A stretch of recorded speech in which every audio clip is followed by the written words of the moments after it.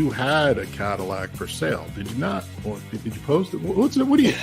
Hey, you're man. the caddy guy. If you're not hustling, you're sleeping. So this wasn't it. This was not the Cadillac for sale. Yeah. This is the caddy from season 1. Season 1, episode 6, triple black Cadillac. Is that a 3? What year is that? 4. 6. Well, how would you know? Ooh, that's just the other day when I picked it up. That's badass. Those wheels are kick-ass too. Yeah. Yep.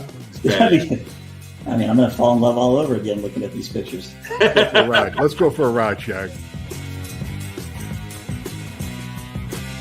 You clearly had too much blood in your alcohol system. I didn't say I stopped drinking on Sunday. I'm just telling you that I'm still hungover from those days. Oh, yeah, God.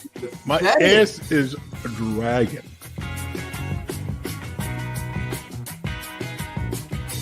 And I turned around and I said, "You just missed 10 grand." He goes, "Why?" And I said, "Because that was me being a dick."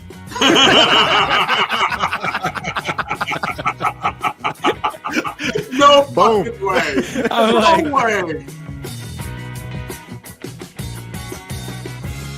As you can imagine, there's no situation in the world where somebody thinks Lou was too loud. Yeah. I can hear your laugh from here, not through the stream, but from That's true. That is true. Hold on for a sec. Do you think we should explain these hats or no? Just keep on going? Just keep on going. Just keep on going. Don't pick it up when we bring on our guest. You need to do is check out DEI, Design Engineering Incorporated. They keep the heat out so you're not sweating to death. Check them out. I do like that. I do like that. It's perfect, and it's perfect for the show. It really is. That first DEI commercial was the bomb. That thing was the best. We thought so too. That's why. All these guys, the way you use it, it's okay. Yeah.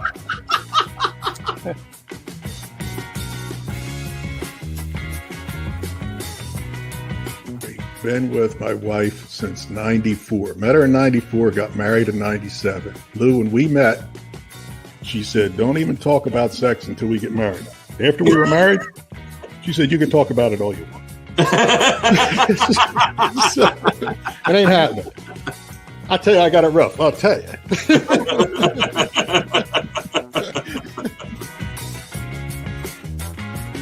I think there was like probably 30 or 40 extras, on set that day. And when they started asking, who here can drive a 6-shift? This is like 30 or 40 extras. None of them could. What? And it's like, then the directors yell at me, "Why'd you bring these cars with clutch pedals?" It's like, well, that's the only way these old Land Cruisers came. There was no automatic. So anyways, we had to test a couple of my mechanics as terrorists and put them in the cars to. So it's cool. It's cool. It's got different folks, different strokes. But you start getting dizzy. There you go. Kane's got to throw that up. He's breaking my balls ever since. Look at that guy. Look at that librarian. Man, we could talk for weeks about this stuff.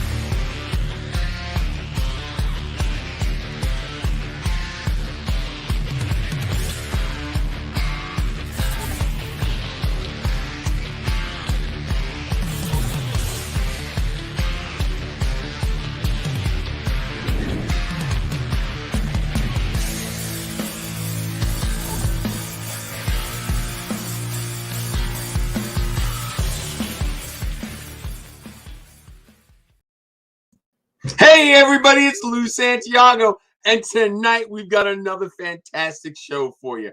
It's Tavarish, a.k.a. Freddie Hernandez. You know what? It's going to be a good time because this guy does cars that I don't do and I know very little about.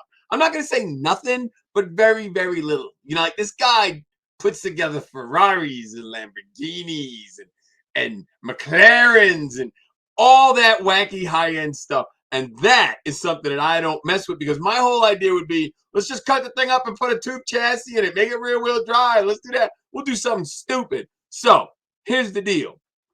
We are going to go take a break. We're going to come back with John. Me and John are going to annoy some people, and they'll tell us that we upset them and they're going to leave, because that's the world we live in today.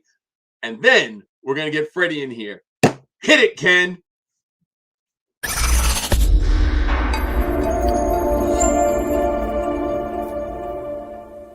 What you need to do is check out DEI, Design Engineering Incorporated. They keep the heat out so you're not sweating to death. Check them out.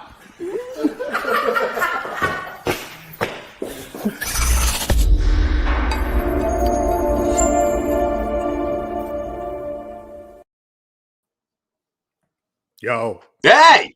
You're frozen. Why are you frozen? There you go. I'm not frozen. I was just sitting. I wasn't moving. On my end, you look like you were frozen. I was leaning back in the chair, you know, cooling out. That's what I was doing. I still laugh at that intro every time it's on. We act like two jackasses on here. For real. So what do you got? Where are we going? What we doing? What's happening? You know, man. So I right before, when I was drinking my coffee, because I made it earlier, when I was drinking my coffee, I saw this video with Colin Noir. I guess that's how you say his name. I'm not really sure. He's a gun guy, weapons, you know, big Second Amendment supporter. And Right. he was saying something that I found very odd. The What? CDC is going to spend tax dollars on researching the epidemic of gun violence. What's that got to do with them? Well, you see, you got to understand something. The CDC, whoever's in charge of it, they don't have to go through the process like, say, a Supreme Court justice would. They don't have to sit in front of the Congress or the Senate and then get voted on. You can just say, hey, John, you want to be in charge of the CDC? And you can say yes. Yeah. Ready to go. Yeah. So, basically, she knows Joe, I'm sure. So she's gonna sink our money into the epidemic of gun violence, which I don't know. I'm not gonna get too deep into that rabbit hole, but I just think it's a waste of money. We're already in debt. The world is crazy. They just, on top of that, they announced no Russian guns, no Russian ammunition to be sold here in the United States. They're cutting that back. So whatever. Yeah, it is what it is. I mean, sooner or later, something's going to happen. I don't know what we can do about it or what, but it's that the world is crazy. The last couple of weeks with Afghanistan and all is just nutty. And the thing is, I don't know what to believe. You see stuff come across, you're like, you know what? Did it happen? Did they leave the dogs? Did they bring the dogs? Whatever. I heard the Brits took the dogs. Yeah, I heard those rescue people that were going in. 179 dogs. They just had them in kennels and left. And I heard that the Brits took them. I don't know how true that is, but that's what I heard. Last thing, let's see, that's what I'm saying. Last thing I heard, somebody went in that hangar, let all those dogs loose. They were trying to gather them up. They called people over there to try to help gather 100 and some dogs. And then they decided, Taliban decided, they're trained. They don't know who their master is. We're going to use them for what they were using them for, because they inherited all this military equipment. They inherited the dogs. Although over there, they don't appreciate dogs. They're not like we treat them here. I mean, they rank. Everybody ranks over there. Everybody here is supposed to be equal. Over there, they rank. Hey, but whatever. Yeah. You know what I mean? Yeah, it's crazy. It's just, it doesn't. It is what it is. I just, the president was on the other day. What got me is Trump's fault. I had to do this. And I'm like, okay, whatever. Second thing is, it was a success. Okay, that contradicts. It's his fault and it was a fiasco, but yet it was successful. Do you acknowledge the success and give it to Trump? Which one is it? I don't know. There was two different messages there, which is a career politician talking out both sides of his ass. That's basically what that is. Yeah. You know, I'm covering this side in case it's bad, this side. So anybody that wants to argue online has both sides of an argument. So it keeps everybody divided. It keeps everybody talking smack about each other. It's a waste of time. Yeah. It really is. You know what gets me? You know what gets me, John, is how some of these people, like right now, I'm sure there's people going, oh, I don't want to watch this. There's Trump support, blah, blah, blah. I can't. This guy was an asshole. You're an asshole. You're a racist. It's like, dude, you can't have an opinion anymore. That's what gets me. No, that's exactly it. You can't think differently to other people, or we're being divided. And that's how you conquer. Yeah. You divide everybody, call them a name, they're this, they're that, you know. Whatever, Lou. I don't want to go too long on that because it's depressing. It really is. We're not. Last night we were going back and forth. You got bananas? Yeah, there you go. Right? I'm gonna make this. That sums it Can't up. get a screenshot of that. I want it to be my face for the whole show.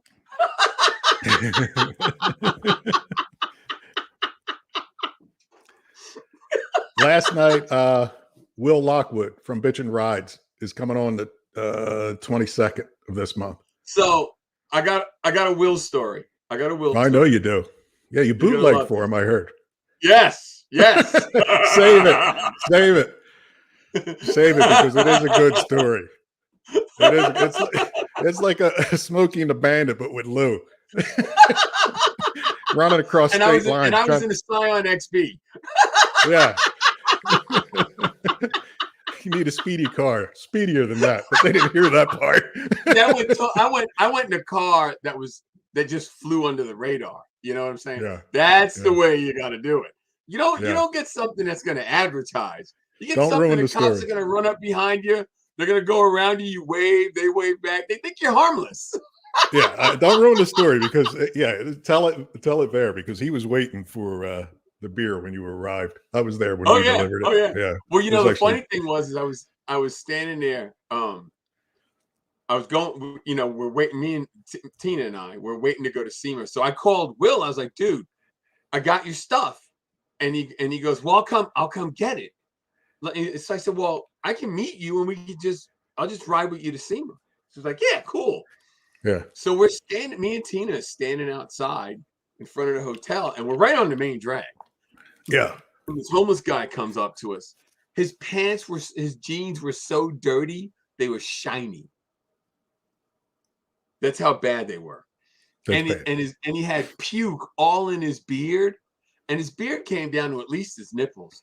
And he stops and he turns right in front of me, and I'm standing there with the beer between my legs, and he goes, hey man, can I have a beer? I was like, get the fuck out of here. And he just looked at me and he goes, no, really? Can I have a beer? Like, no, get the fuck out of here. Yeah. So you were being nice to him. No, I was even nice to him. No. Next week we got for a year. You can get a job. You know what I mean? I got no sympathy for that. Next week, all right. So look, Eddie Munster. Hold on. Next week, next week is Eddie Munster. I have to go see him on Friday. He's doing Dead Man's Curve in New Jersey. I'm going to run up and check it out, talk to him, and see what's doing. So, and I don't know if you saw, but Tory is locking down Paul Sr. for the 29th, I think. Mm-hmm. Faye comes on in between Eddie Munster and Will Lockwood. Yeah, Faye's on. Girls Garage. It's a good month. Faye's the next week after Eddie. After Eddie. Yeah. Okay. It's a good month. That's a pretty good lineup, especially if we lock down and solidify Paul Sr. because I want to hear his half of the story. We had Junior on. I want to hear what he has to say. Yeah. We may have to put him in a headlock, but we'll see what happens. Why not? We can see what's going on. That's why we talked about that before. Yeah. If somebody gives us a hard time. We're here for that reason, to just find out what's going on because we're nosy. We're nosy like that. Yeah, I hear he's in Florida now, but whatever. We'll figure it out. We'll find out. We'll find out where he's in Florida. Maybe we'll go visit him. I don't know. We'll figure something out. I ain't sweating it. We're good to go. I think Freddie lives in Florida. Maybe he knows. Yeah, I believe he's in Florida. I don't know where, though. I don't know where. So what's the deal with Joseph A. Banks? Are you buying custom shirts now? I mean, I'm trying to figure that out. You want to hear what happened? Tell me what happened. Because we got make it quick because we got to get moving. I will. I'll talk fast. My buddy Chris's daughter's getting married on the weekend. My niece Katie's here actually in the other room because she's in the wedding. So I got 2 new suits because I tried my suits on. They look like shit. So I got 2 new ones. Because you're fat. So Did I say that? on top of that, they're just dated. It's been 10 years since I put on a suit. I'd be the old guy with an old suit. I'd look bad. So I had to get 2 new suits. So I needed a shirt to go with the suit. So I went around. Everybody's telling me, can't get a shirt, can't get a shirt. Joseph A. Banks, guy says, listen, you're not going to fit the shirt, just like everybody else said. He says, you're going to float it. He goes, but I'll make you 3 of them because they were running a special. They'll make you the shirt.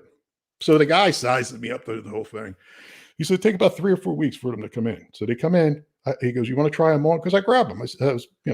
He goes, okay, thanks. And then he says, you want to try them on? I said, yeah, I'll try them on. I put my arm through the sleeve.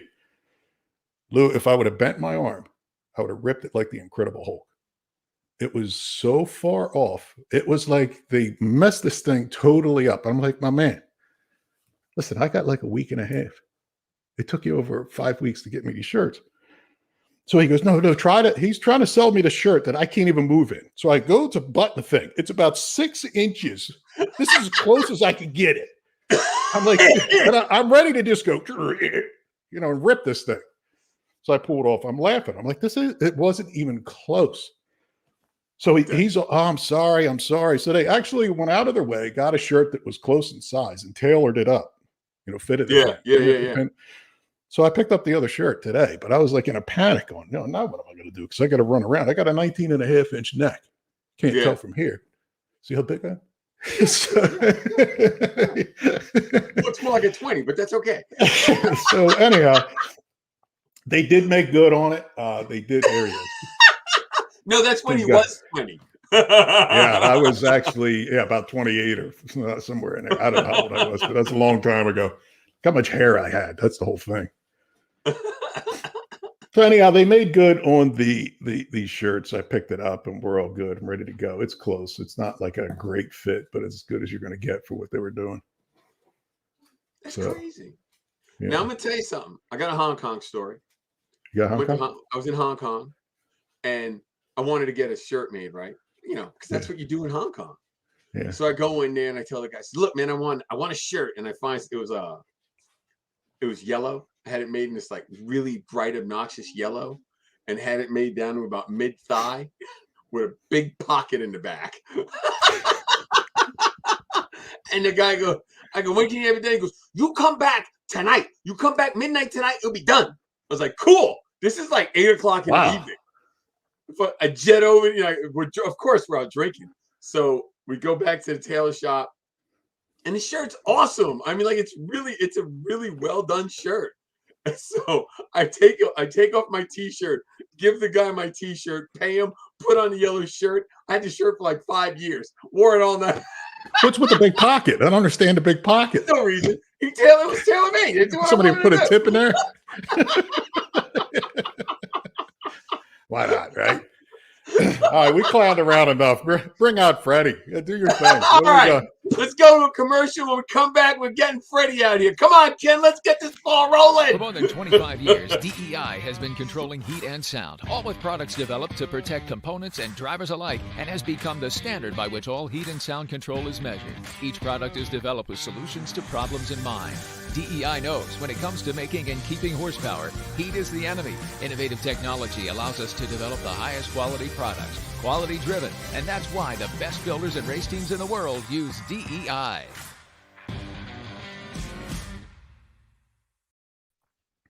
There he is. How are you? Hey! How you doing? What's happening, man? Nothing much. It's really interesting that you have DEI as a sponsor because a little meme on the internet about me is actually including DEI because I used a lot of it on my Lamborghini Gallardo build. And so much, in fact, that people call it Tavarish tape, like that gold foil stuff. Like it's so crazy. Yeah. And DEI actually saw that and they sent me like a care package full of stuff. It's like offcuts of their stuff, but it's I love using their products.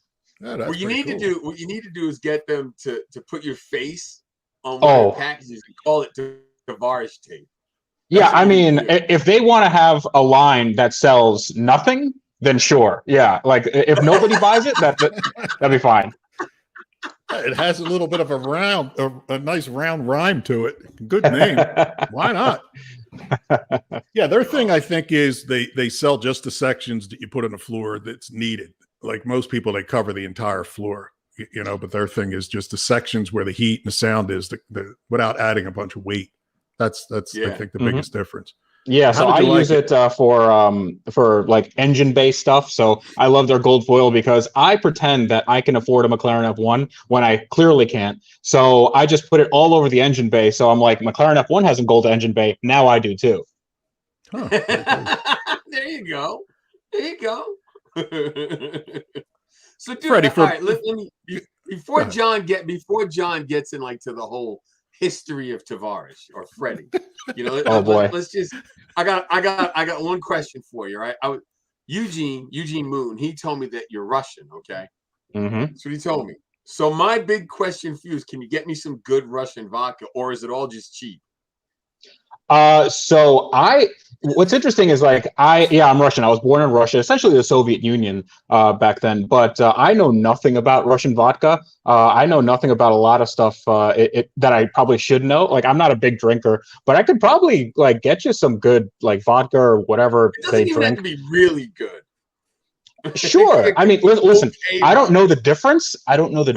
So, if I give you something and it's crap, like you could just be nice to me and say, "Oh, this is really good." Oh no, I would drink it as long as it doesn't have antifreeze in it. I drink it. Oh no. Yeah, I don't think it has antifreeze in it. I mean, I could put antifreeze in it if you want. I don't know how you party. No. I drank Aqua Velvet lemonade one time. It's not good for you. Okay, that's a military story. I guarantee it. Mm-hmm. See what I was saying backstage? I said, "You let him go. He's going to start talking military back in '67." That sounds like you're making prison wine. Pretty much. It's toilet. Yeah. It's toilet water. It's toilet. That's water. right. Yeah. Belly wash. Oh, the toilet. Belly wash. So, for people that don't know, because our audience may be different than your audience, explain how, who, what you do, and your page, so that they can. I run a YouTube channel called Tavarish. My name is Freddie Hernandez. And I buy and modify and restore and generally just talk about really cool cars that I find interesting. It doesn't matter if they're high dollar or just really cheap. I like, eclectic stuff. I'm not really into like brand loyalty. Like I'll just buy anything that kind of strikes my fancy, and then I modify them, I repair them, and then I don't really sell them that much because I'm a horrible salesperson. But I like to keep them and then just enjoy them and have different car experiences. That's awesome. So how'd you get started in that? Doing supercars, man. Yeah. So I got started because I was a automotive journalist for a little while. I was writing for Jalopnik and then later on Haggerty. And honestly, I just wanted into that world. It's a really, really awesome world. And you realize how small the world is. So, everybody kind of knows everybody. I mean, I've been watching Lou since I don't want to have this sound weird for you, but like, since I was a kid, I was, I knew exactly who you were and I was super excited. So like, I just wanted some kind of foothold in this. And through journalism, I went to YouTube because I figured, hey, I see other people doing it. Why not me? I could do it. I have a camera, I can put myself in these situations where I have to either vlog or just present in a way where people might find it interesting a little bit. But then the supercar stuff came because I wanted to take more and more like chances with my channel because, the growth was stagnating a little bit. But then my first supercar was a Lamborghini Gallardo that I bought it was a fire damaged car. And it had twin turbos, and it was this really, really cool car. And I ended up rebuilding it in my 2-car garage here at home. And that kind of was a first like explosion of my channel. Like it really kind of picked up steam after that. Yeah. So tell us more about that build. Where'd you get it? What happened? How long did it take? And why and how much? Because that had to be an expensive turnaround. That's not an easy but is that the one? No, so that's actually the second one. The first one was a Lamborghini Gallardo, which is like kind of the baby Lambo. Like it didn't have the scissor doors or anything like that. But it's the one that it's like if you're starting, it's a starter Lambo. But it was still pretty cool. It's a V10 stock. It had around 520 horsepower. Mine was a Spider, and it was a gated manual, which made it super, super rare. I think they only made like 80 of them. Yeah. But the guy that I bought it from, I actually got it from like some salvage auction. But the guy that owned it before, he had a modification shop that, surprise, surprise, didn't really know how to modify cars. And he wanted to do like a built engine and twin turbos and all this stuff because he was like a big Gold Rush Rally guy. And if people don't know what Gold Rush Rally is, it's basically just like a rally where people go and show how rich they are. So I got that car because it was on fire. There was like some gas leak at a gas pump, and I don't know how it didn't explode, but it just caused some mechanical damage. It caused some cosmetic damage, and I ended up like rebuilding everything. I mean, the turbo kit that was on there was complete garbage. So I took everything out. I did a complete custom job to the turbo kit, took the engine out, redid everything that I could, wiring, engine management, just like made the car as good as it can be. And I mean, still the car has some odds and ends that aren't great. The clutch probably needs like I need a new clutch for it. It doesn't really run all that great. But right now the car is as good as it can be for now. Right. That's cool. So back John, up. go ahead with your question. We got a giant transition from Russia to doing a Lamborghini. Yeah. Try to hop, skip, jump. And my first question, when I'm listening here is, how the hell did you figure out and learn that shit to do a Lamborghini? Did you just jump in? Did you go buy tools? I mean, you were a writer. It isn't like you were a technician somewhere. What happened there? So when I started writing, I wrote about cars that I would work on. So I initially started working in my parents' driveway. I would work on my first car, which was a Nissan Maxima, and I cut my teeth on that. I did an engine swap on that. I did a manual conversion on that, and then just did everything that I could modify to make it a little bit more of my own. That's what I did. And then I wrote about my experiences there. Like I would buy and kind of flip cars every once in a while. And then I made a series called Art of the Flip on Jalopnik, and that actually did pretty well. So based on that, I said, well, maybe I could do something like this, but on a YouTube scale. And then, that seemed to have worked out. But the Russia part was interesting because, my parents came here when I was 3. So this would have been 1990, 91. And that was when the Soviet Union was just like coming apart at the seams. So, we had probably $200 in our pocket, like my parents did. We lived in the projects when we came here, and my dad like cleaned toilets. My mom became like a bank teller, and now we're a little bit better in that they became middle class, and I just I have the opportunities that I have now. That's one of the reasons why. Like I was just talking about this with a friend of mine the other day. It's like, say what you want about the country, and if it's it has every country has flaws, but I mean you have so much opportunity here if you're willing to work for it. And obviously there's a bit of luck there too, but I just really enjoy the ride that I've been on. For real, right? Awesome. I mean, people do complain and don't know how good they got it. When you watch some of the stuff overseas, where they're lopping people's heads off in the streets and talking about it, you think to yourself, come on, you can complain about a mask, or you can complain about this and that. Yeah. And people get, when I hear people talk that way, I think to myself, what the problem is? You don't have any problems. Yeah. And I mean, it's hard to say that because you're not, you have to empathize with people because even if you have, like, Jeff Bezos has bad days. He has, $100 billion, but he has bad days too. There's times where I'm sure he's feeling, depressed or whatever. I'm sure that happens. But, on the scale of things to worry about, like, oh, they're cutting all our heads off. That's not something that people in this country have to worry about.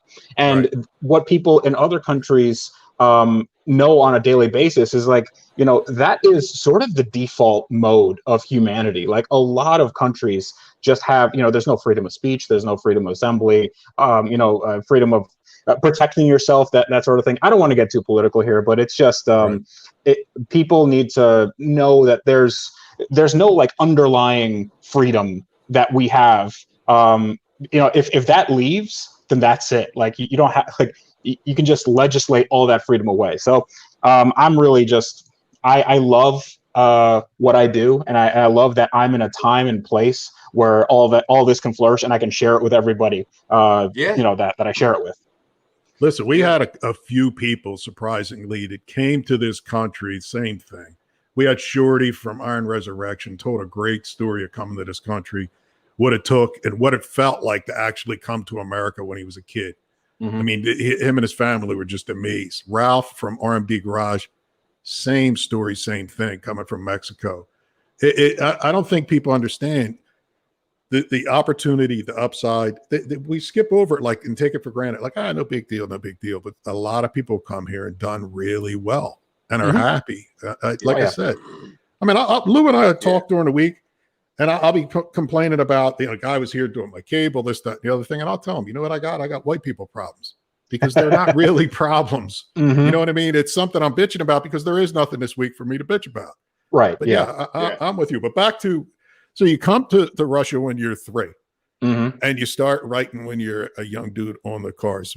So the only tech is actually self-taught and in the driveway. Yeah. You go from, was it Nissan Maxima you said, to a Lambo. How do you make that jump? Well, there's a few things in between. So, I always loved having a lot for a little. So I started going after cars that are heavily depreciated. And one of my favorite cars is the Mercedes S-Class. So I got a Mercedes S500, a 2000. I ended up buying it for $2,900 and fixing it. And that was my daily driver for a while.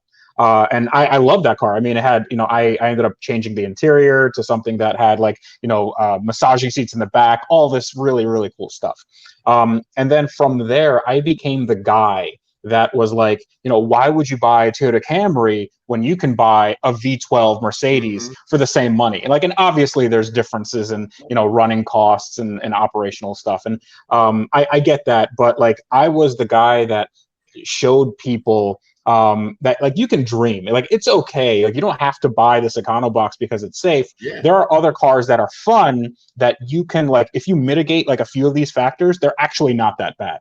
My daily driver right now is a 2015 S65. It's a V12 with twin turbos. It was $200 something thousand when it was new, and I bought it super depreciated. I mean, it's a cost of an SUV right now, and I love it. Right. I mean, it's crazy fast, and it's the best place to be in traffic, and it sounds great, and I love it. Well, when you stop and think about it, man, you're doing it smart, because the pool of people who can buy those kinds of cars for that kind of stupid money, that's not a big pool. But they're also the people who don't appreciate cars. They're also the people who are going to go out and usually wreck it because they were showing off and they thought they knew how to drive. So you pick it up cheap, and if you have the knowledge, or you're willing to learn how to put the thing together and fix it, you're better off. I mean, really, I mean, at the end of the day, if you fix it right, who cares if it's got a salvage title, as long as you fixed it right? That's how I look at it, Yeah. And it's the same thing. I mean, I didn't get the S65 was just it wasn't a salvage title. It was just depreciated regularly. It was just a regular used car. But most of the McLaren that I'm building now, I'm actually building that for SEMA. It was wrecked in so many ways. It was hit in the back and the front, has carbon damage, had engine damage. It literally had every sort of damage you can get on a car, short of fire or flood. And we brought that back to a point where, now I'm just putting everything back together, and it's going to be at SEMA, and it's going to look, amazing. And I have this crazy, custom interior for it. And the outside is going to look it's going to look like a $500,000 car. So that's what I like to put out there, even if it's not a money saving thing, because if I tally how much money I have into this car, I could have just bought a used one. It's that much. But it's also, I wouldn't have learned how these things go together. I wouldn't have learned how, to take a frame off of McLaren and then, do some carbon repair and, that sort of stuff. I think that stuff is just, super fun to learn. Well, and not only that, it's value. It has value, because now you can transfer that carbon repair stuff to other things. You know what I mean? So it's a huge thing, and it works. And so, what are you just bringing the McLaren to SEMA, or are you bringing something else with it? Yeah. So I'm going to bring the McLaren to SEMA. I was planning on doing a few other cars, but as SEMA crunch time rolls around, it's like, yeah, we need to get this done, and I don't think I can do anything else. But yeah, I mean, the McLaren's going to be plenty, especially for a person that doesn't have a team working. You know, it's just me, and then occasionally my friend Jared, who you had on your show. So, you know, it's fun putting it together, but it's also now is like real like crunch time, which I've done before with my Lamborghini, the orange Lamborghini that you had on screen before. That one went to SEMA. Yeah, that one right there. So that one went to SEMA in 2019, the last time we had SEMA, and that was a crazy crunch as well. Tell us about that build. Right. Tell us the backstory of that car. So I initially got that from a guy you had in the show, Dennis McCarthy. So the guy at Vehicle Effects. So he, I bought that as it was a hero car, it's a movie car from Fast and Furious 8, The Fate of the Furious. And this was the car that Tyrese drove on the ice. And I was super excited because I've never had a Lamborghini like this. I mean, this is like the big boy Lambo V12 and the doors go up and all that really cool stuff. But, you know, this car was also really neglected. I mean, they painted this thing in a parking lot. It had a roll cage in it that was rusting. It ran really poorly. It sounded like garbage. So I ended up taking it down to bare metal. I mean, it was a complete restoration, you know, nuts and bolts. And now, you know, that car is in the Peterson Automotive Museum in LA, you know, for their supercar and hypercar exhibit. So yeah, that was crazy. Like that's nuts. Yeah, there it is at SEMA. So that's one of one, and that's a real movie car. Yeah, it's a real movie car. I have a ton of movie car memorabilia. I actually just bought the sister car because they had 3 cars in that movie, 3 real Lamborghinis. So I just bought the sister stunt car, and that car's in the UK being shipped over right now. And that car's in even worse shape. But I'll put that one together, you know, because I want to have the set, you know. Yeah. Why not? You know. Mm-hmm. So one of the guys in the comments, I'm going off the rails here. One of the guys in the comments wanted to know when you're going to finish the Supra, the Lotus, or the Bentley. So the Supra is done. The Supra, I've already finished it. The Lotus is on my Wrench Every Day channel, and that is I have a Lotus Esprit Turbo SE, like the Pretty Woman car, not the actual movie car, but one that looks like it. And that's getting put together in the next, I'd say, month or so. It's just we've been super backed up. I have this show called Car Trek that I do with Tyler Hoover and Ed Bolian, and it's sort of like a Top Gear-ish style show, and we're doing our 5th series actually next week. And you know, we're shooting the 6th series at the end of the month, so it's just, you know, putting everything back. And the Bentley I finished quite a while ago. I finished it and then I sold it. I actually traded it for a Porsche 911. So whoever sent that clearly isn't paying attention. Maybe, but then again, I do put out, like, I have a lot of cars, dude. I have like 25 cars, so I'm not. You're not selling anything, are you? Absolutely not. You had your Benz. You got a Benz that you got for sale now. So that was my old car. Yeah. Dream, man. Oh, absolutely. Yeah. Dream. That's what you're doing. Mm-hmm. Tell us how the name Tavarish came about and what that means. So Tavarish, actually, it's phonetically incorrect. Tavarish in Russian means like comrade or friend, or like dude, you know, that sort of thing. So I came up with that when I was 12 as a screen name, and I never came up with anything more clever, so it just stuck. And that's about it. I wish there was like some interesting story, but I was like, yeah, it's just a screen name when I came up with when I was a teenager, and I was like, yeah, that's gonna be it. Yeah, why not, right? If it's working. Mm-hmm. Hey, what the hell? You know? So you went from the Lambo that caught fire. Yeah. Right. And then you're building from there. You said your YouTube took off or started to ramp up when you did that build. I'm guessing that was over several episodes or probably close to a year to build. How long did it take you to build? Yeah. So that first build was about 9 months. So it's literally a baby. Like it's just, you from start to finish. But then I learned a lot. I learned what I was doing wrong, what I was doing right, and then that went into my next big build, which was the orange Lamborghini Murcielago from Fast and Furious. And then after that, I did the McLaren. But in between there, I did a bunch of like really small stuff. Like Jared and I, we rebuilt this SCCA World Challenge winning car, this Camaro that I found out in some parking lot, and we took it on a racetrack like for its kind of final run. I found a Pimp My Ride minivan that was rotting. Yeah, like it was rotting in some shop in Rhode Island, and I ended up buying it for like $850. And that transformation, it got #1 trending on YouTube, and it did like that series of 3 videos got somewhere like 23 million views, which was like I thought it would do garbage. I was like, nobody's gonna watch this, but apparently it was like my best performing series ever. So you know, it's not just like the really expensive stuff that does well. It's also, you know, just the eclectic, the really cool, the really, you know, the stuff that gives people a knowledge gap that they want to be, that they're just curious about.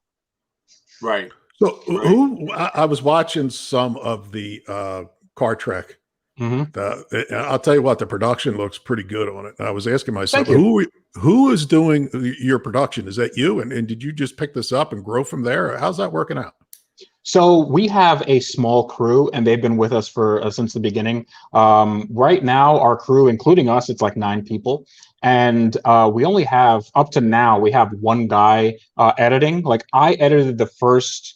Me and 2 other people, but like I did the editing sort of direction in the first series of I believe it was 7 or 8 episodes. But then the next 5 series, we had another guy who was actually like, he's quite accomplished. He had Emmys for Deadliest Catch and Ice Road Truckers, that sort of thing. So he had, you know, he knows how to make a storyline work. And then, you know, we just like, we're still working on just a regular car with like a car rig, like with suction cups attached. We're not doing any sort of like TV production. This is all cameras that we use. Just like they use the same cameras that I use on YouTube, you know? So it's just, we try to do as much as we can with the smallest amount of budget, because our budget is probably like the entire series is probably 1/20th of a budget of 1 episode of like Top Gear or Grand Tour. So it's like, you know, we're not really paying ourselves. It's just, you know, we love doing it and we want to take it to the next level. But you own that content. That's yours. You're the guy behind it. Okay. So it's me and Tyler Hoover and Ed Bullion. We all own it, and it's our, you know, it's our personal kind of labor of love. Okay. How'd that come about? How did that series come about, and whose idea? Tell us about that, because that's fairly new, right? 5 shows? Yeah. So we've had 6. Well, now we're going into our 6th series. But we just started a little over a year ago, and it was during a conversation with me and Ed Bullion, and actually Jared was there as well, right when I was there with my Pimp My Ride van, because I went to go visit him. And we started talking like, hey, we should make like a show that's reminiscent of like old Top Gear, because I think that they left a big vacuum in their wake. You know, Top Gear and Grand Tour, they're like these huge shows. But I think that there's something missing for, you know, the lower, you know, even though there were still really big shows back in, you know, 05 and 06, I think there was a heyday that people really liked when they looked at like cheap cars, or at least like it was more about like the camaraderie, or, you know, they're working a lot of things out and you can tell that it wasn't perfect. I think that's what we were trying to go for, because we obviously can't compete with them now, and I don't think we'd want to, because we want to put like our own sort of style on it. So we started from there just as a conversation, and we decided that we wanted Tyler Hoover on board, because Tyler is just an awesome guy, and you know, he's like he's you know, Ed's more of a straight man. Tyler's a funny man, and I don't know what that makes me. Maybe I'm just a third wheel, but I think it just, the dynamic really makes sense. It does. It works really well. I mean, there is balance there. It's pretty good. I was actually surprised. I was telling Ken that you met earlier before the show. I said the production and everything about it's really good. Cool. I mean, Lou turned me on to you guys, I don't know, 2 months ago. And I've been trying to catch up. I mean, honestly, I got so much, and he's behind the power curve. It's okay. Yeah, absolutely. I've been busy traveling a bunch too, so I've been. Well, the good thing about YouTube is that it's always there, so you can watch it whenever you want. Yeah, that's true. Yeah, it's true. John So didn't know Jared- about YouTube till I showed it to him. No, I didn't. That was brand new. No, Jared was on last week. He said you guys met, I think, in a gas station, if I remember correctly. How'd that all come about? Yeah. So we actually met. I mean, the first time we met when he was picking me up so we can do like this 2,000-mile road rally. So I needed it's a weird story, but like I'll just give you the Cliff's notes.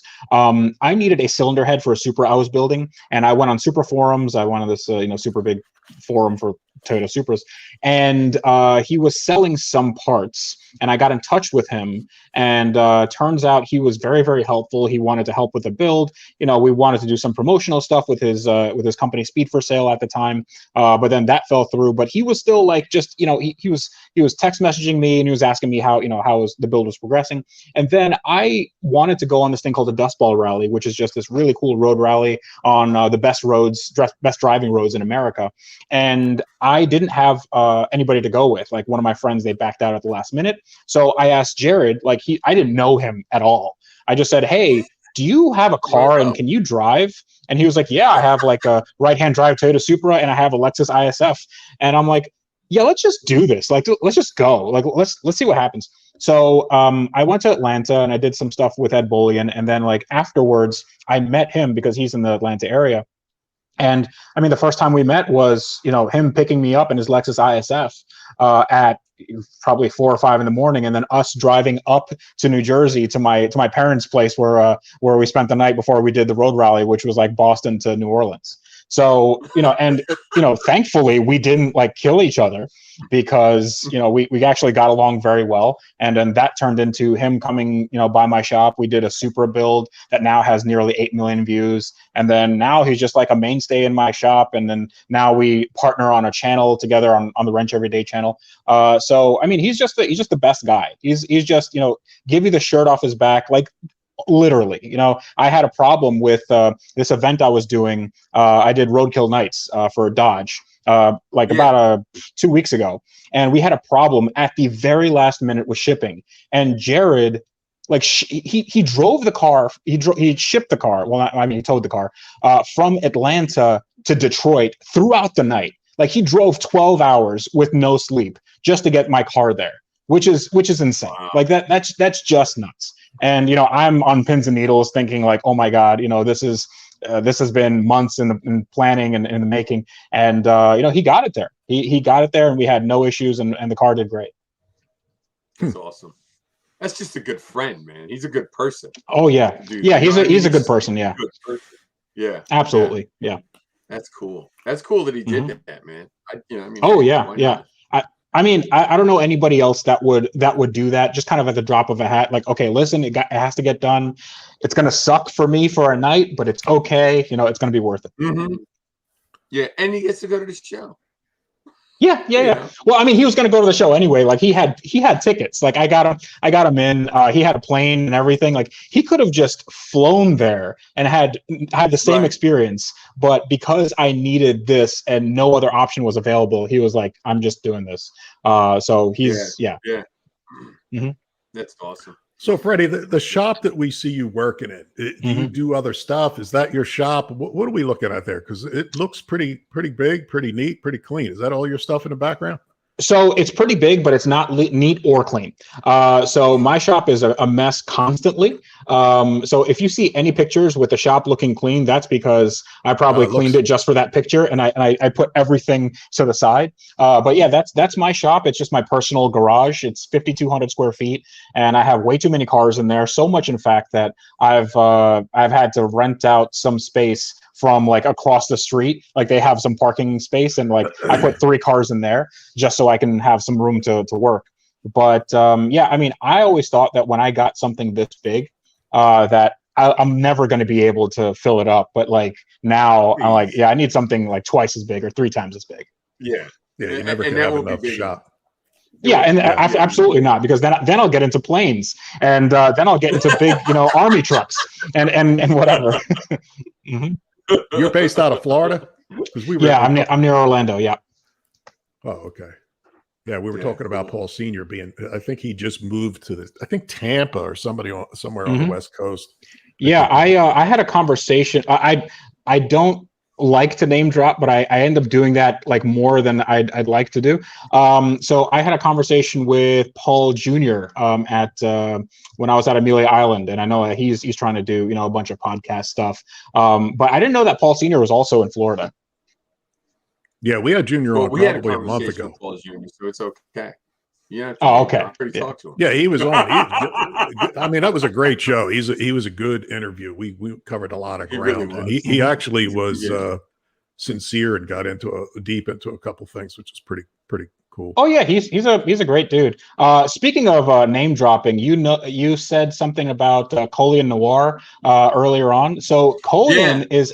I had a conversation. He called me like probably a month or two ago. He is a really big car guy, so you should have him on the show. Yeah, so he's a big car guy. Yeah, he's an awesome dude. Like we should, cool. I'll get it. I mean, just DM him on Instagram or something. But yeah, he's an awesome guy. He loves Aston Martins, and I have two of them. And we're just talking about, because I have a DBS and a V12 Vanquish, and I think he was getting like some new car, and he was like, I don't know, should I get this or this? And I'm like, well, I don't know. Like I'm trying to give him advice. Like I don't know, but yeah, he's an awesome dude. John. You know who we need to hook Freddie up with? Ray. Ray.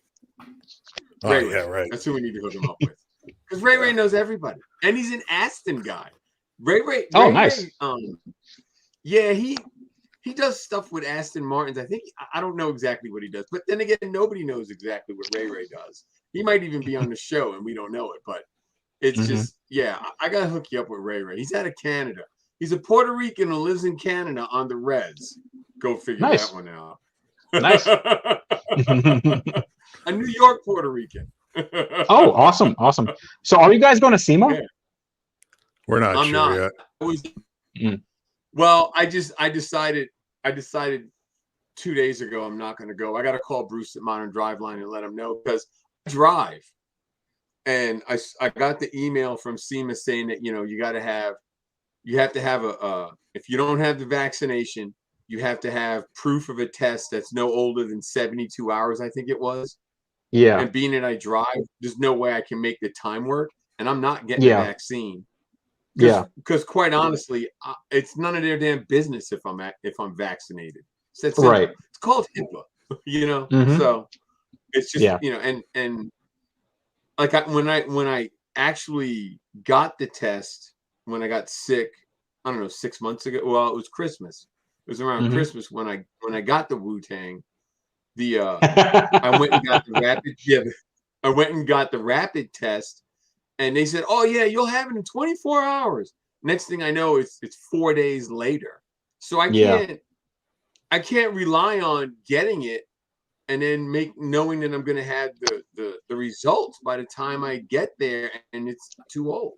So I think it's going to be one of those things where it's probably that's going to be unenforceable for 70,000 people. I don't think you do that. Especially if people coming from all over the country. I don't think that's going to happen. But I just got my second shot yesterday, so that's why if I'm a little loopy, I apologize. But like I already had COVID in January. So, I get that. I'm just doing this as a method of like, if I need to travel, I want to make sure that I don't have any hindrances. Plus, if it's an extra layer of protection against 70,000 people who I don't know if they have it or whatever, like I just don't like getting sick. So, that sort of thing. But honestly, I don't know, it's also Las Vegas. So I think in November, they'll be singing a different tune, but these things change so fast. Yeah, I think it's a SEMA thing. It's not even a Vegas thing. Vegas doesn't require it. SEMA, well, you know how jam-packed that place is. You're elbow to elbow with people walking down those aisles. Yep. So they either have to widen that out, which they can do. I don't know. They have their like all their displays and everything figured out, and I think it's going to be a lot of people. I think whatever happens, it's still like people are still antsy to get out. And now there's a lot of companies getting in at the last second. So, if it's like half the attendance, that would be, interesting, but I think it might be more attendance than there was last time. Yeah. Well, see, I just can't make the time work. Yeah, that's fine. Do it. I mean, Well, I'll send you some pictures and I'll tell you how it is. Oh yeah. Yeah. Right now, airfare for we'll me is $650. Mm-hmm. So I'm debating whether it's worth the hotel, the airfare. $650 for coach going out there is a little nuts. That itself, and who knows? Like you're saying, with the mask, the vaccine. But I'll buy my ticket now. 60 days, they're telling me you can't get on because of whatever. Yeah. Who knows? But yeah. Mm-hmm. Anyhow, the question I had too is, what else is YouTube and what you're doing now the only thing you do, or is there something else you're doing, or is that because you kick out a lot of videos on Facebook? I noticed you're almost on every day putting something out, which is pretty cool. Yeah. So what's interesting is that on Facebook, I actually hired a company that it's hands off for me, but the company just takes my YouTube videos and they put them in a format that makes Facebook videos, kind of more appealing. So they put captions, they put it in the right format, the right aspect ratio and whatnot, and that's been pretty good for me. I've had some good growth from that. But the YouTube is my only thing right now. It's been my only thing for quite a few years, probably like 4 or 5 years. So not quite a few, but several. And I don't see it going anywhere anytime soon, even though I know that the wheels could fall off at any moment. So right now it's just, trying to stay relevant, if that makes any sense, just trying to kind of up the bar as much as I can every year. Yeah, it makes sense. You got to, because I mean, the bottom line is this better than I do. It's a marathon. It's not a sprint. Yeah, so you have to get the bar up. You have to, and you got to put out content every week. I mean, I learned that, and I haven't been able to do it, but I got to get back at it. So I mean, I've had good luck with not putting out content for a while and then coming back like strong, and I think it has to do with the people that that are watching you, and then it has to do with just the content that it is. If it's something that like if you think about it as it's not a marathon or a sprint, you're also not in the same race. So you are, you might be going off in a different direction where some other people are, they're going this way. But if you go off in a different direction, you'll find way more success over here. And then everybody kind of does this and goes towards your direction. So, it being somewhat of a trendsetter helps. Taking chances, that sort of thing helps, but it can also completely destroy you if you spend a lot of time and a lot of money on some project that never pans out. Listen, I don't want to go too far, because the reason I asked all these goofy ass questions as to where, who, how, and what is because I do a lot of work for Horse TV. It's a streaming service for horse people. It's just like Netflix, but it's for horse people that focuses on horses. So we had a meeting, we're talking back and forth, and short story long, we're going to do the same exact template, same everything, but for cars. So when I'm watching your content, I know what you're saying as far as the YouTube and the whole thing, but there's other avenues. I got to tell you, I'm going to circle back with you once, because we're real close to launching this yet. Sure. As soon as I do, I'm going to tell you how it works. Lou and I are going to get together and explain, the payout, because I saw, I don't know if the numbers that I saw are accurate. What you're doing well. Don't get me wrong, but I think you could do that same number in probably 2.5 months compared to a year with the streaming service. Cool. Yeah. I'm always down for that. So if you look at the numbers of like Social Blade, those tend to be off by a bit.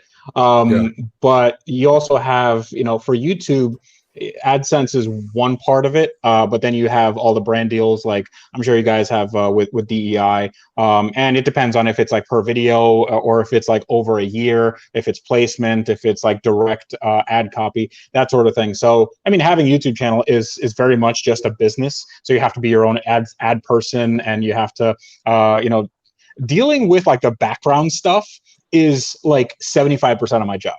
Making videos and editing them, that's 25%. It's so much like looking at what problems my cars have and then solving those problems, and then dealing with sponsors, and then dealing with all this other stuff, like just talking to people, comments and social media. And then after that, I can make a video and then edit it, and then the whole cycle starts over again. Yeah, That's pretty cool. Well, What's I mean, on honestly, your? we don't have a lot with with advertisers. We just don't, because we're both Mhm. figuring this out as we go along. So And that's the way that's the way it we're always is. better at it. That's Yeah. so But we gotta, I am always if you guys have like I mean I've been in this for a while, and I always tell people if you're new at this or you have any questions, like I am an open book. I mean, I'd rather not disclose things, kind of publicly, but if you want to have a conversation offline, I will answer any questions with, how to, what's worked for me and what works in the car space and how you can maximize this and whatnot. I've had some success in this, but I'm sure that there's also a lot of things I can learn. Yeah. Gotcha. Yeah. Because I mean, like, I understand how the TV end of it works, but this is a whole different thing. And the guy that helped me was Lee, the Monday Morning Racer.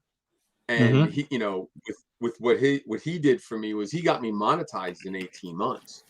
So it's, I've had good luck so far. I'm not making tons of money at it, but at least now I'm getting paid.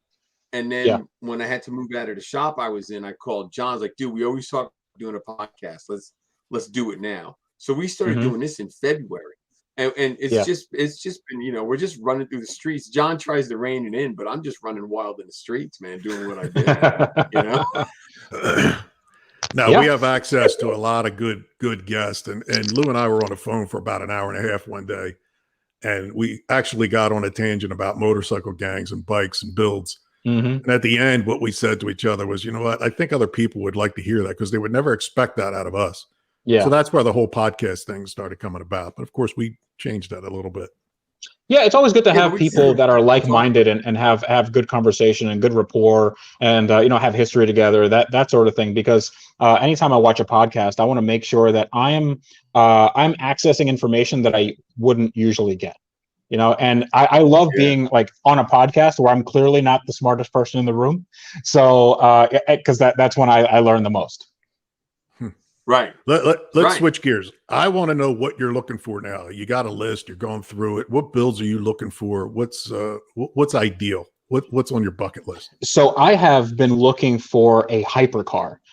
So I've been looking for a Bugatti Veyron, a Chiron, McLaren P1, that sort of thing. There have to be some, like some rapper bought it years ago and then ran it into the ground, that sort of thing. So that's what I'm looking for. I mean, I'd have to really kind of finance everything because that's another thing that I don't do. I've never financed a car. I've never really had a car payment. But this would obviously be something that I would have to finance over a period of time. But that's where I'd like to go. Just something that's very significant in the car world. Not because I think it'll get views, because I think it will, but just because for me, I like the engineering of something that is like the pinnacle of of car engineering. Like the fastest car in the world, or something like that. So that's what I'm after. I mean, I don't know if I'm going to get it especially with these sorts of prices. Some of these cars were $600,000, 2 years ago, and now they're like 1.2 million, which is like way more than I can spend. But yeah. Did you ever hear of Dr. Bugatti? No, I haven't heard of that. Yeah, he sells all the high-end stuff to all the ballers, all the people that you were just talking about, and he does get stuff in. Our buddy Ed in Louisiana, I got to check on him with all this hurricane stuff, but he's tight with Dr. Bugatti. He may be watching if he has electricity. I don't know. I haven't. Cool. But that may be the guy. He's in that loop. Yeah, he may get something that the interior smoked out of it, or something that just like you're saying. Yeah, stuff like that. I've gotten to the point where nothing on any car scares me, really. It's just, they're all cars. They're just nuts and bolts. The parts, if you can't find them, it's possible to make them. And there's ways to go around things. You can fix things in most cases. Now, if it's like wadded up, if it looks like a crumpled piece of paper, then that's probably an issue. That's going to be like an unfixable situation. But if it's just neglected, I don't have an issue with it. If it's missing parts or something, that's good. So what else is on the list? Posted in the comments, that there's a bunch of them in Dubai left to rot. so yeah, yes and no. I mean, that's like the urban legend, right? So you go to Dubai and there's all these supercars just left in the desert. The fact is, a lot of those cars are like, those are usually in body shops and stuff, and they leave them outside. And what happens in Dubai is there's sandstorms all the time. So sandstorm rolls through, and then you have these cars that like, oh my God, these cars they've been here for months. Like, no, actually, they just parked that yesterday. So, I'm sure that there are, some cars that are like expats left them there, and then they were avoiding taxes or the Johnny Law or whatever. I think those are like, I don't think you can buy those. And I wouldn't even want to try. I mean, I do have some connections over there, and I'm going through, I'm trying to find some rare cars, but it's a lot harder than you think. But to answer your question, like what next is on the list, I'll give you like a few cars that I have right now, just so you understand like what I'm about. So I have a 1975 Bricklin SV1. I don't know if you guys know what that is. Yeah, I know what that is. Yeah, it's a crazy Gullwing car. I have a 2021 Hellcat. I have 2003 Lamborghini Murcielagos, Lamborghini Gallardo, 2 Astons. I have 2 Toyota Supras. I'm about to get an RX-7. I have a SL55 Mercedes. I have a S65 Mercedes. I have Matt Farah's old million-mile Lexus. It's a Lexus LS400 with 1 million miles on it. I have a 09 Ferrari 430 Scuderia. And like I have a bunch of other stuff. I have a Lotus and a Lexus SC300 that I'm putting an ISF motor into, just to make it like a really cool cruiser. I have a Ferrari F355 that I'm putting a 3-rotor Mazda rotary engine in, just for fun. So there's a lot, and I can go in my garage and I can pick any one of these. And usually what happens is I go in my garage and I just see all these cars and I just get like, I give up. I don't want to do this anymore. This is way too much. So no 70 Chevelles or anything that's old school muscle. You're into later. So I am not a muscle car guy, and like the closest I got is the 2021 Charger. Like I never understood the appeal of muscle cars. Now I do a little bit more because I raced on Woodward Ave. But I was never a muscle car guy, and I get the style, I get the rumble, I get all that stuff. But maybe it's like a nostalgia factor for me. But one thing I would really like to do is like a 59 Cadillac. That's the king. Yeah, like that. But those are like unobtainium now. I think a really good one is like 130 or something. It's crazy. Yeah, they were really up there and they came down. You could find one. Yeah, mm-hmm. You could find one, but it's going to be rough. If to get a cheap one. Really, and that is a lot of sheet metal. I mean, just square footage. It's so much. Yeah, but that's badass, and everybody knows what that is. That's like, if somebody asks you, what is that? They're not a car guy, or they're from another planet. Yeah, exactly. Yeah, it has amazing presence. Yeah. Yeah, that's the king of Cadillacs. Mm-hmm. Yeah, Shags in those, as you saw at the intro. We talked about that. I had a 60 when I was a kid. I was 20 years old when I got a 60 convertible. But it was it was pretty cool. So the fake me out Bugatti you have. Tell us. I don't know if did you send a picture over of that? You did. Did you? Yeah, I think so.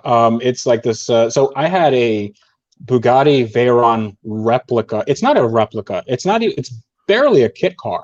So I bought this because I saw this on Facebook Marketplace and I thought, this is the ugliest car I've ever seen, and I need to make a video. So it was started life as a 92 Honda Civic, which is like the pinnacle of automotive engineering. And then we went from there and like we fixed it up a little bit. I mean, it had like a crappy turbo kit on it. It ran like absolute garbage. And Jared and we took it to Cletus McFarland's Freedom Factory. He has a racetrack out here in Florida, and ended up putting like some big 35-inch tires, some wheels and tires from a Hummer H2 with like 2 feet of spacers on each wheel. And we tried to go down the track. I mean, it went like 20 miles an hour with the sidewalls rubbing against the sides of the car. It was insane. But I mean, that car was just the worst car you've ever seen. And it's interesting because when I went to Roadkill Nights, they introduced me as like, oh, well, you're in the supercar world. You had a fake Bugatti, didn't you? I'm like, that was a joke. Like, that's not like what I do.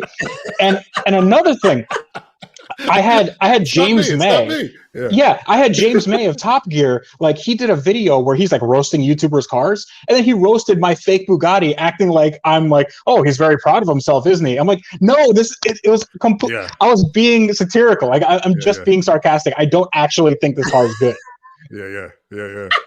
And everybody thinks you're all proud of it, standing back. Check out my Bugatti. When you're clowning. Oh yeah, absolutely. I mean, like, there's nobody on the face of the planet that can think that that is anywhere near a Bugatti in any sort of quality. I mean, not even like maybe the color. I guess the fact that they have four wheels is that's it. But like that thing looked like so bad.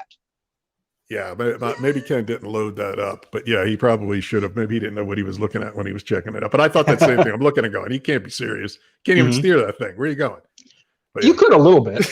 you could steer it a little bit. Yeah. There it is. See, he's got my. There you go. My Tuttle picture up. Look at that wonderful face. Yeah. So, Freddie, you don't actually sell or flip anything. You tuck them away. They're put on the bed pack rack and in your shop. Yeah. I mean, I'm not. I realize that first, I'm not a car salesman.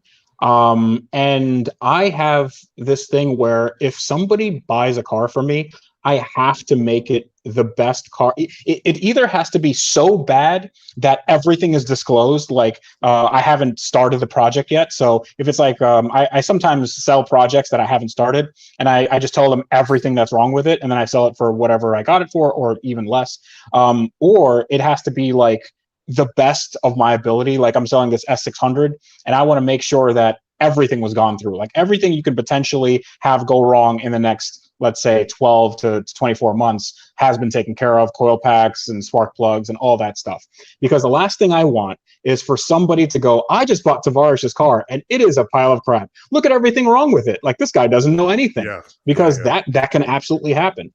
And even though that can still happen with cars that I sell, like it's a lot less if you document everything and you go, here's exactly what everything is. Like, I got that car a PPI, like from a different shop, just so it's not like, hey, it's not just me saying that this car is good. This other shop says everything passed, Right. Yeah. I feel that same way. That you got to tell them what you know, because if you try to hide something and get over on somebody, and people may step up and pay a couple extra dollars knowing it's yours. Thinking, maybe. I mean, I'd rather not do that because then you're putting like a monetary value on the fact that you touch something. Like, I am not that guy. I'm not the guy that you're talking about putting my face on some tape. I'm like, dude, you have no idea the anxiety that would give me. Like, I'm just some guy, and it's weird, going to a place like SEMA where, if I make a video and 300,000 people watch it or whatever, that's just a number to me because I'm just a guy in a garage, holding a camera. But that number becomes real when I go to a place like that. And then you have to interact with those people, and you realize that those people each have their own stories and they have their ways of interacting with you. And it's such an intimate thing. I mean, some people, they fall asleep watching me, which is so weird to me. Like, just there are people right now in the world that are watching my video and dozing off. That is completely weird. Like, because I'm just some guy making videos on the internet. Yeah, they feel like they know you and want to talk to you about their experience in life. Yeah, I got you. I compare that to a girlfriend with amnesia. So they know everything about you, but you know nothing about them. So and every time it's like, hey, remember the time you did this? And I'm like, yeah. So, tell me about yourself. What do you like? What kind of cars are you into? Because then you're in their world and they can tell you about you. Because I don't want to hear about myself. I know I was there, so. So what do you got coming down the road as far as what's the plans on YouTube? Anything new you want to promote, push, and Car Trek? Yeah. So Car Trek, the Series 5 episode 1 is coming out on next Monday. That's the 6th. So that's probably the only thing I want to push. My channel is fine. I hope people watch it and stuff. But Car Trek, I'm really proud of, and I think we did a really good job. It's my favorite one so far. That looks good. So Could actually yeah, it's the premise is we buy we have our ultimate dream cars, and we do this do a series of challenges, and then we have to buy our first cars. So I have a Nissan Maxima. Ed Bullion has like an Audi S4. That's they're the most unreliable cars in the world. And Tyler has a Mercedes 300 TD, which is probably the slowest car in the world. So we have a lot of adventures with those, and I really like the way it turned out. That's cool. So do you have any other spin-offs as far as productions, or is you got any other ideas in the works, or working with anybody or anything like that? I mean, like I'm always down to work with people. I think, I have a lot of videos backlogged for the end of the year because that's when views tend to get a little better, and also rates for ads tend to get a little better as well. So I have a bunch of builds that I haven't released. I think that people are gonna like, and I don't have anything as far as like shows, but I'm always talking to different companies and producers that want to do things. Yeah, it's just that, and also the Wrench Everyday channel, which Jared and I do, and then we're going to be doing some interesting projects on there as well. So I think that's probably enough. I mean, I don't need to be everywhere at all the time. Yeah. Jared was a good dude. I mean, you could tell he's a real genuine guy. He's the best. Guy. Yeah, he's the best. Yeah. So, Lou, what you got? And you don't want to get to the point where you're overwhelmed. You know what I mean? Because then you're not. It sounds like he's close as it is. I mean, that's that's probably a year ago. That's probably a year ago.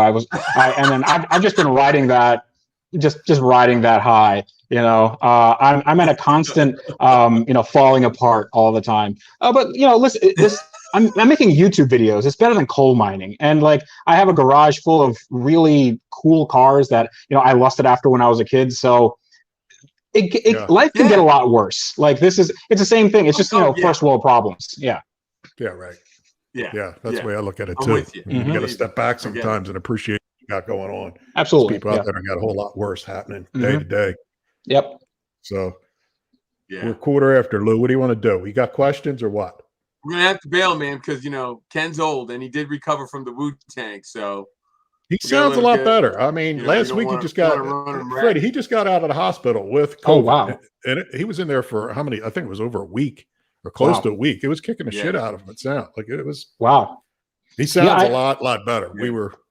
I know Lucky Costa just got out of the hospital. Lucky from Hot Rod Garage, and they let him out with a like an oxygen machine. So he just took one home. But I mean, that's like it's really beating a lot of people up. So it's how crazy. How did you feel when you had it in January? How'd you feel? What happened? Not great. It wasn't a good experience.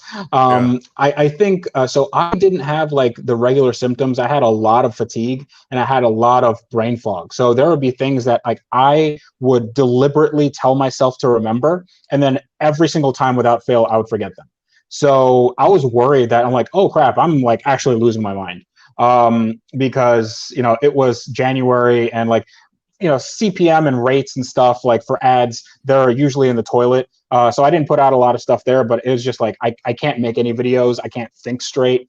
And I just couldn't get out of bed. So it was just really, really tiring. My wife actually had some respiratory issues. Like she didn't have any cough, but she couldn't take a deep breath. Like she had like a stunted breath. So that was like she had we it's not an oxygen machine, but it's just like a little nose mask thing that pumps oxygen into your nose, and that apparently helped a little bit. But we got over it, and it took a while. And I still had persistent symptoms for a good like 2 months after that, just like off and on. Every once in a while, I would just get like crazy fatigue and brain fog. Like I couldn't figure out where. I wasn't confused as where I was. It's just like I don't know what I was doing, and that scared me a little bit. But now I'm fine. Yeah. How did the first shot feel? Because I know with the email you said maybe you would be sick today with today's show. Yeah. So the first shot was fine. First shot, it was just you get a little sore on the arm, but the second shot is what I got yesterday, and now I feel a little bit sore. And I had a little bit of fatigue. It was getting better yesterday, but then it got a little worse today. But now I'm fine. I mean, it's better than having COVID and going to the hospital or whatever. So, I'm hedging my bets there, but there's no free lunch. You always have to give something up. So I just feel like, I'm going to do it. My wife will get it too. But we have to kind of schedule it out because we also have a 1-year-old. So, if I'm away, she can't get the second shot because that's going to take her out. And then, we don't have anybody else to babysit. So it's just one of those juggling acts, Yeah. No, I hear you. Yeah. It's a 1-year-old. It's a mystery. It really is a mystery as to where, how, and who. And it's weird that it affects different people, everybody differently. I sent it to Lou. I don't know if you saw, but Joe Rogan announced it today that he caught it 3 days ago. Yeah. And I don't know if you saw, but he pretty much said he did everything possible under the sun, took everything under the sun. Yeah. And kicked it in 3 days. And I'm like, you got Joe Rogan money. Yeah. You probably could have 6 doctors working on one end. Yeah. Yeah. And plus, I mean, he's in like peak physical condition as well. And I think that was his whole thing. That if you're in better shape, then it tends to, if your immune system is stronger, then obviously it has more resources to fight off infection. But then again, it's different for different people. So, sometimes the viral load can hit you differently. And I don't know. I know that he has, if you have $100 million, these things probably go away on their own. Yeah, you got the doctor's home number, and he's probably coming to your house when you're Joe Rogan. But yeah, you're right. I mean, he is in good shape and takes a lot of supplements and does his thing. The way he made it, I mean, he did say that he was fortunate and able to kick its ass. Of course, He ran through a whole list of things that he did. I'm like, hold on, slow down. Hold on, I'm trying to, but because you never know. I mean, I don't know how you even take that much stuff in 3 days, to be honest, when he ran through the list. Lou, check out the video that I sent. I sent it to you on I haven't watched it yet. I saw it, but Instagram. I haven't watched it yet. Yeah. He did monoclonal antibody treatment, and then all this. He took that ivermectin or something, which is the horse dewormer thing that has been in the news for being like not good. So I listen, I don't know. I'm not a doctor. I'm not prepared to say anything on COVID. But if you like throw everything at it, seems like it worked, Yeah. Of course, the people are going to cover him. You're going to hear about this for 3 days. Joe Rogan said, Joe Rogan did, Joe Rogan. Yeah. But I mean, he's an MMA commentator and a comedian with a podcast. Who cares? Right. Like right. Who? Right. What does this matter? Yeah. Yeah. Hey, it's all right. I kicked the Wu-Tang's ass in 2 days. So.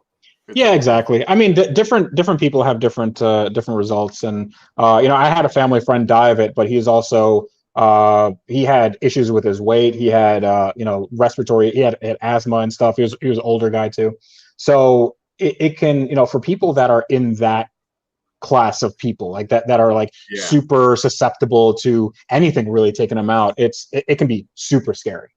Oh yeah. I think that's more than half the people in the United States. Yeah, probably. Yeah. Because, the one thing, when you look at those videos of Afghanistan, there's no fat people there. Did you see that? They're all built the same. They're all slim, and people go, oh, there's no restaurants. Listen, they're not starving, but they don't look like the Americans do, which makes you wonder. I mean, if there was a fist fight, who's going to win? Yeah. I mean, when it comes down to it, they look like they're, pretty healthy guys. Yeah. Seriously. Yeah. I mean, I mean, even if you go to like Europe, the average weight of European versus average weight of American.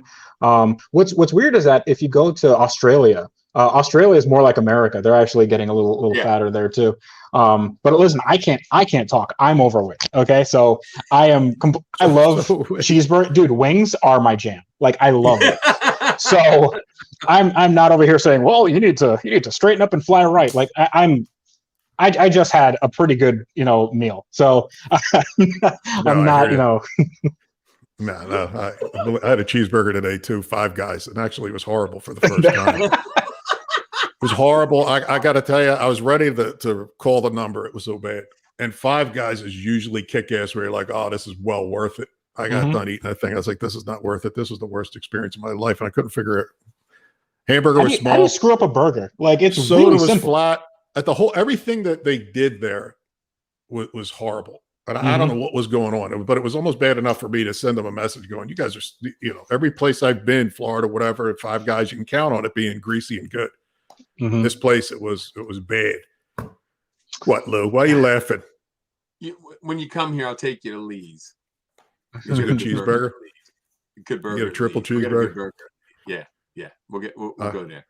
We'll all have heart attacks Everybody together. that Let's comes do here, it. I take them to Lee's. That's where I take them. Sounds good. I can go for a good cheeseburger. I drank last night to Manhattan, so I needed something to fill my stomach. It was burning. And I only had 2. I'm getting old. It's kicking the shit out of me. I'm thinking, oh my God, 2 martinis, and I felt like I got run over. I was like, what the? So that's why I went into Five Guys. You can see my eyes are still bloodshot. Yeah. Just good decision upon good decision. Yeah. Yeah. Whatever. Yeah. John, tomorrow will be good. Tomorrow, well, look, guys, let's run. Ken, like I said, it's 25 after. Let's get let's let Ken go home so we can make this happen. All right. I think that'd be the best thing for everybody. Next week.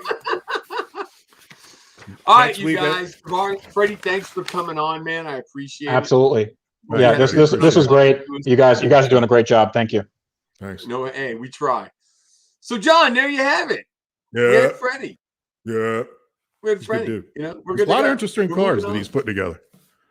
A lot of cool shit. I bet you could probably spend a day taking them out and running them around his place, testing them all out. Sounds like a lot of different flavors. He's a full-time parts guy. With all the stuff he's doing, you know, he needs a full-time parts guy because he's got a lot of shit going on. He really does. And the parts he's looking at are probably the biggest. They're expensive. They're not cheap shit. I saw he got a roof of the McLaren the other day. It is heavy paper. That's good though. It's pretty cool. Who wouldn't want to be on a Lambo? Somebody's got to do it. That's how I look at it. It's not what I'm into, but somebody's got to do it, and that's what makes the car world so damn cool. You know, that's the thing, man. Just because you don't like them doesn't mean that someone else doesn't like them. You know. Next week we got Eddie Munster, which is going to be pretty cool because it's a throwback. Ken was throwing me some background on Eddie that I didn't know. Butch Patrick. But like I said, he's doing a show, Dead Man's Curve, this weekend. If it doesn't downpour, it's supposed to clear up, but it's northern New Jersey. And I'm going to take the run up, I think, on Friday. Talk to him, check out the show. They're supposed to be getting the rain that we had here probably tomorrow. I got it tonight. I thought my power was going to go out. It was pretty bad. I don't know if you could hear it, but it was coming down hard. And usually I lose my power. Yeah. Paul Tuttle Jr. is going to be in Pottstown, Pennsylvania, this Saturday. So you guys want to check that out and say hello to him. But it's a show in Pottstown, which is pretty cool. That's probably about 35 or 40 minutes from me. Yeah. But I'd run up there, but that's the same day as the wedding. So can't do it. Oh, yeah. You can't do that. Yeah. Not either way. Yeah. But that's it for me. You know what I'm saying? All right. Well, then, by God, let's shut this bad boy down. Hope you guys enjoyed the show tonight. And remember, if you want to get with us, it's the number 3 lefts don't at gmail.com. Send us suggestions. You can try and beat us up if you want, whatever you want to do. Just try to keep it between the lines. Freddie, thanks for coming on. Next week, as John said, we got Butch Patrick. So until then, John, say goodnight. Good night. Later. Thanks, guys. Later. See ya.